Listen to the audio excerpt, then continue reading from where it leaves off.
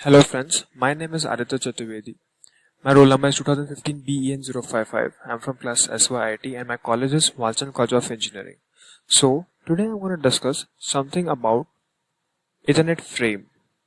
Now what is Ethernet frame? Now basically dividing this word into two parts, Ethernet and frame. Let me focus on Ethernet first. What is Ethernet? Now a system for connecting a number of computer systems to form a local area network with protocols to control the passing of information and to avoid simultaneous transmission by two or more systems. Now, looking at this definition at a time, it will be a bit confusing for you. Let me explain you with the help of an example. Now, suppose here is internet, computer, hub, computer 2, game console, computer, and again a printer. Now let me take a pen so that I can explain you on a better way. Okay, so here we go. Now this computer 1 and this computer 2 are actually connected by a hub. Now this hub is basically responsible for communication between an internet, computer, game console, computer 3, computer 2 and the printer. Now if you see that these are all connected by these wires. Now these wires are basically Ethernet. Now these wires are Ethernet cable. Now why are these Ethernet cable? Because these are providing us with connections between all these devices. So basically all these devices are connected to hub, and hub is establishing a connection between all these things with the help of this Ethernet cable. Now how is this Ethernet cable useful? Now basically these are gonna follow a set of rules. Regulations, which you can say that it is basically working upon for its communication medium. Now these simple rules and regulations are called as protocols. Now there can be various types of protocols like ICMP, which is Internet Control Management Protocol. Now these protocols are not just same everywhere. For using LAN and WAN, you have TCP as a protocol. Okay, you may have UDP as a protocol. You may have ARP as a protocol. Okay, so basically these type of protocols are actually working upon this topology. Now what this topology is responsible of? This topology is working upon these like for internet, when you have two routers, we go for Internet Control Management Protocol. Then we have LAN, like computer 1 and computer 2, when these are actually connected via LAN. Okay, now this is going over here. So when this connection is set up through an internet cable, it is going to go for TCP or UDP. So when these connections are done, these are working on several protocols. So Ethernet works as a transmission medium between these all communications. Let me go back to the definition again so that it can be very clear to you again. So now what is Ethernet? Okay, let me take a pen again.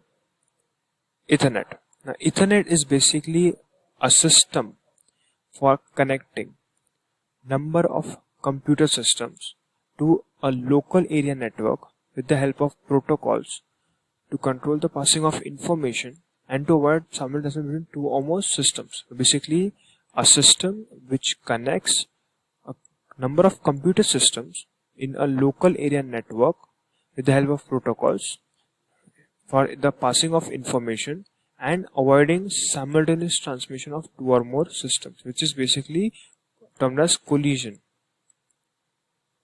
Sorry for that. So this is basically termed as collision. Okay, so I hope now the definition is quite clear that Ethernet is basically a system which is for connecting number of computers from a local area network with the help of protocols to pass information and to avoid simultaneous transmission between two or more systems, which is also known as collision. So after getting this thing clear in our mind, what is Ethernet? Let me go to what are the types of Ethernet. Now basically Ethernet has various types like 10 base 5, 10 base 2, 10 base T, 10 base F. These are basically the codes which is given to different types of Ethernet cables. Why Ethernet is so famous? So in terms of the evolution of Ethernet, Ethernet standard has 10 Mbps of speed, which is a standard Ethernet. We have other type of Ethernet called as fast Ethernet, which is 100 Mbps of speed. We have 1 Gbps of Ethernet speed. We have achieved 10 Gbps of Ethernet speed through wire cable, but it is still in research mode. It is not at all in a commercial market right now, but companies like Google, Facebook, Tesla are actually working upon this and are known to be exploring this idea and using it currently, and will be launching it in the market very soon. But looking forward to these, they are very influenced, they are very much into the market, and you can very easily find them, especially 10 Mbps and 100 Mbps are very efficiently used in a household. 1 Gbps can be seen in colleges and corporate houses where they need high data transfer flow. So this is a very common real life example. If you can see, you can notice it elsewhere in your nearby surroundings. Moving on to the next topic, which is standard Ethernet. Now, what is standard Ethernet? Standard Ethernet is an standardization for Ethernet, like what kind of Ethernet protocol, like framework or structure which should be followed over here, so that the world has there should be a standardization around the world. So looking for the history, the original Ethernet was created in 1976 at Xerox Palo Alto Research Center, which is PRC. Since then, it has gone through 4 generations. And the generations which I have already mentioned over here, which is standard Ethernet, fast Ethernet, gigabit, and 10 gigabyte Ethernet. Those are the generations. Okay. Now we're gonna briefly discuss upon standard Ethernet, and we are gonna go with this standard following, which is IEEE standard, which is an international organization for giving standardization for all these protocols and frameworks. Now, looking forward to this is the most important part, which is IEEE 802.3 frame format. Now, this frame format is the format of Ethernet, which has a preamble, which has an SOF, a destination address, source address, length, header and data, and FCS. FCS stands for frame check sequence. The full form of SOF and frame check sequence are given here. You can mention this. Now, if you see, permeable is 7 bits, SOF is 1 bit, destination is 6 bits, source address is 6 bits, length is 2 bits, and data stands for 46 to 1500. So, and frame check sequence is for 4 bits. Now, my friends, looking for this, I'll be going to each and every term over here in detail, and what all these stands for. But can you just guess what is the total length of the whole frame? So if I add these numbers, I get the total as 7 plus 6, 1 plus 6 plus 6 plus 2 plus 46 plus 4 is equal to 72 bit. So which means that the whole this whole frame over here is actually gonna go for 72 bits. So the whole frame size is 72 bits. In general, it can vary due to this 46 to 1500. I have taken minimum as 46 over here. It can extend up to 1500. Okay. So let me give you a clear view again about the whole frame. So let me erase the markings which I have made over here. Now, if you see properly, there are basically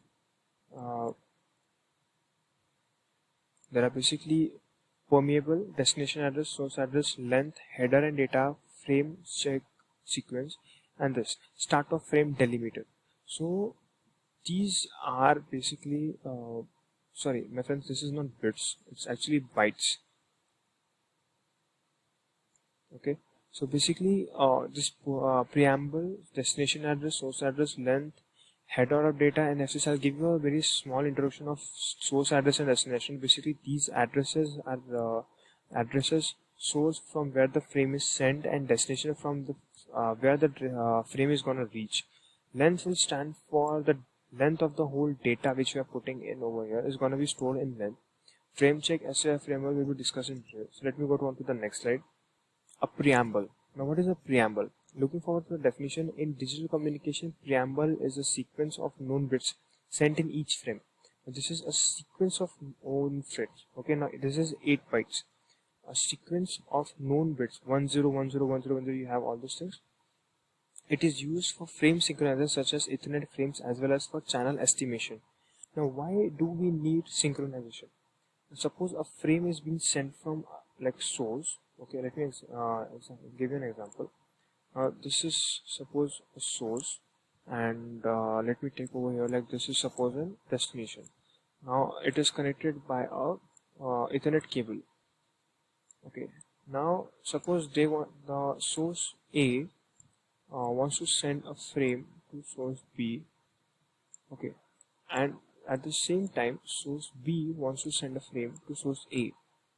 Now when these two will go, don't you think the preamble digits or the frame digits, whatever data they have, whatever the header they'll have, they'll match, or whatever communication is any type of data. Suppose if I go with the example of permeable, or if I say like frame check sequence, if I say start of frame delimiter or the preamble itself, this bits may be same. In these case, these bits actually provide synchronization about this frame structure, where you can actually guess what kind of preamble it is. So this preamble will not be copied into the frame which is being sent by B, and they'll have a unique preamble. So this is where it it appoints a sequence. Second, whether the channel is busy or not. So this bit will store the information of what kind of frame number it is, what kind of frame content it is, what kind of frame number it is, what kind of identification it is.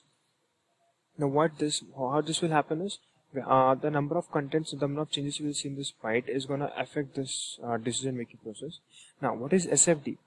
SFD is basically an 1 byte value, which is an 8-bit value that mark the end of preamble. So if you see in this diagram, here it is still 10101010, it is ending till here, and 11. Now this is basically saying that now here the preamble ends, and from here we'll be having the start of your frame. This is the main job of SOF. So you can see the SOF always stands after preamble. SOF is preamble is here, it is just 1 bit. It is going to say that the frame is starting, and the next option is going to be destination address. Now looking forward for destination address, SFD as I have already explained, source address has a destination address. Now it has a 6-bit, 2 bytes or 6-bit. We are going to go for 6 bytes because 6 bytes is what we are going to go for IEEE standard, and 6 bytes there's going to be an address number for the destination port, destination address for the system. Now what happens is, the only unique thing behind destination addresses, for ordinary addressing the higher order bit is 0. So 0 means signal up, and for addressing called as multicasting, where you need to go for multiple systems at the same time, the higher signal bit is 1, and here the higher bit. Now moving on to the next topic, let's go for a further revision where we have length. Now what this length basically counts on, if you see the frame structure over here, which is the it is the stringed format, you have length of 2 bytes. Now why this is 2 bytes? Now whatever length you have over here, like 46 to 1000 of your data, the data's length will be stored in this slot. So the data you have and the padding you have, out of that, the length of data is going to be stored in this length type. This is where length is being developed. So nothing more to explain on this. This is a very general and very generic type of slot over here in the frame. Now preamble is clear, SFD is clear, start of frame delimiter, where it shows the preamble has ended, the start of the frame has started. Destination address is clear, source address is clear, length slot is clear, that it is the length of data. Now what is data? So data is basically your actual content which you're gonna show and which you're gonna put it in the frame, and you're gonna send it via Ethernet. Now why we need padding over this? Now out of 46 to 1500, suppose I fill up only till 1200.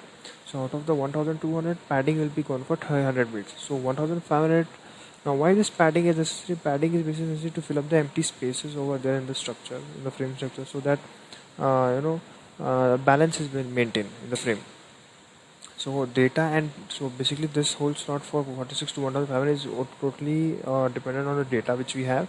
Now frame check sequence, this is very important part of the frame. It is basically related to all kinds of security and whether your frame is being manipulated or not. Moving to the next topic, frame check sequence. A frame check sequence refers to the extra error detecting code added to a frame in a communication protocol. Frames are used to send upper layer data and ultimately the application data from a source to a destination. Now what this basically says, let me explain you with a simple example. Now suppose this is our source and this is our destination over here. What happens is, this is your Ethernet. Now this Ethernet is sending a frame. Okay, and this frame is gonna travel to this Ethernet, it is gonna travel and it is ultimately gonna reach to the destination. Now suppose its frame check sequence is 101. Now I am a hacker and I track this frame in between by any means. Okay, and I manipulated the frame with some means, like anything. Like if I manipulate the data, I manipulate the I manipulate the preamble, I manipulate the source address, I manipulate destination address. In that case, automatically this frame is the FCS, which we are talking about, frame check sequence. Now the destination will know what is the frame check sequence number of this frame, will know. It will now what happens as soon as the manipulation of this detection is, like the manipulation is, this frame will change, the frame check sequence number will change to suppose 1 0 and suppose 0. Okay, now in this case, okay, 1 0 and 0. Now in this case, when the frame will reach to the destination is gonna match 100 to 101, which it knows that the frame check sequence is 101. In such case, what will happen is it will find that this is not at all equal. Now when this is not at all equal, the destination system will come to know that this frame is being manipulated, and thus there is an extra error detecting code. Now in the error detecting code is added to the frame, so which is this FCS. Now this code, if there's an error, there's manipulation, there's a check, if the frame is being corrupted or something, so this code will automatically change, or it may differ from its standard code. And when this is compared, the destination will get to know this frame is not reliable. I will ask for a retransmission to the source again. This is how frame check sequence work, which is a very important part of it, and it is also part of this communication protocol. So this is all what what are we going to study for our Ethernet frame structure. So let me show you the photo again for our frame structure, which is a preamble, which is also of 7 bytes. We have start of frame delimiter, we have destination address, we have source address, we have length of the data, we have data and its header with padding, and we have frame check sequence. So this is all about the Ethernet frame structure. Thank you.